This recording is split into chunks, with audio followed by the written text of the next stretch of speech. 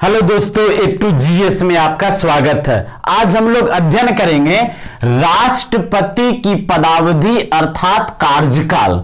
ठीक है, कोई भी भारत के नागरिक यदि राष्ट्रपति बनते हैं तो क्या वो कितने वर्षों तक राष्ट्रपति रह सकते हैं, इसके बारे में, या क्या वे स्वेच्छा से त्यागपत्र दे सकते हैं या क्या उनको हटाया जा सकता है, ये सारी प्रक्रियाओं को अध्ययन करेंगे जो भारतीय संविधान के अनुच्छेद 56 में वर्णन किया गया है। यानी राष्ट्रपति का कार्यकाल का उल्लेख भारतीय संविधान के भाग 5 के पहला अध्याय संघ के कार्यपालिका के अंतर्गत अनुच्छेद 56 में उल्लेख किया गया है। ये कंडीशन यानी पहला है कि कोई भी व्यक्ति भारत का यदि राष्ट्रपति बनते हैं तो वो कितने वर्षों तक वो अपने पद पे रहेंगे, तो 5 वर्षों तक। कितने वर्षों तक? 5 वर्षों तक अपने पद पर बना रहेंगे। यदि 5 वर्ष से पूर्व यदि वे स्वेच्छा से चाहते हैं कि हम पद को त्याग दें अर्थात त्याग पत्र दे दें, तो क्या वो दे सकते हैं त्याग पत्र? तो हां, बिल्कुल दे सकते हैं। तो राष्ट्रपति त्याग पत्र दे सकते हैं, लेकिन देंगे किनको? तो उपराष्ट्रपति को। किनको? उपराष्ट्रपति को त्याग पत्र देंगे। उपराष्ट्रपति क्या करेंगे? तत्काल सूचना देंगे लोकसभा के अध्यक्ष को। लोकसभा के अध्यक्ष को तत्काल सूचना देते हैं। कौन देंगे? तो ये सूचना देंगे उपराष्ट्रपति। मान लेते हैं एक व्यक्ति है और वो राष्ट्रपति हैं, तो उनका कार्यकाल कितने वर्षों का है? शपथ ग्रहण करने की तिथि से 5 वर्ष, यानी पद ग्रहण करने की तिथि से 5 वर्ष।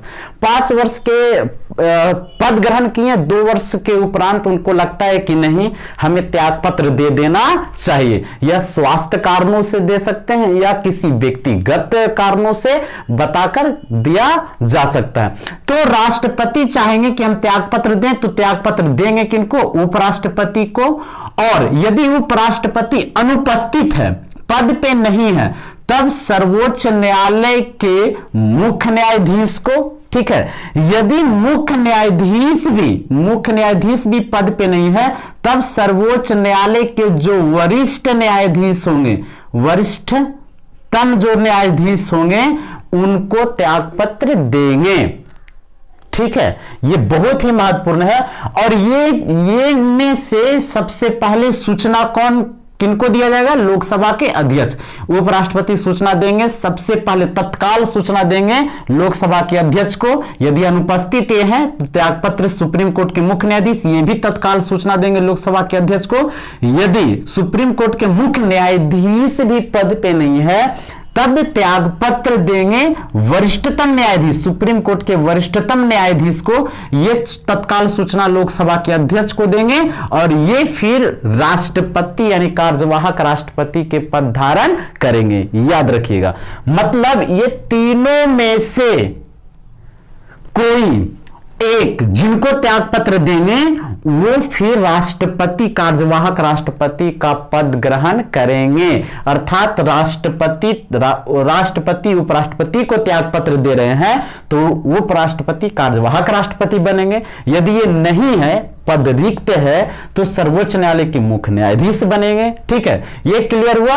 अब यदि मान लिया जाए इनको हटाना है, ठीक है ना, हटाना है, तो हटाने के लिए क्या व्यवस्था किया गया है? तो महाभियोग की प्रक्रिया का प्रारंभ किया गया है। ठीक है, यदि मान लिया जाए राष्ट्रपति 5 साल के उपरांत संविधान का अतिक्रमण करता है, उल्लंघन करता है, तो उनको हटाया जा सकता है। इसके लिए जो विधि है उस विधि को कहा जाता है महाभियोग की प्रक्रिया। और यह संविधान के अनुच्छेद 61 में वर्णन है। कितने? अनुच्छेद 61 में वर्णन है महाभियोग की प्रक्रिया, जिसके तहत सदन के किसी भी यानी संसद के किसी भी सदन में लाया जा सकता है, और जिस सदन में लाया जा रहा है उसमें से 1/4 सदस्य हस्ताक्षर युक्त पत्र को डायरेक्ट भेजेंगे। कहां?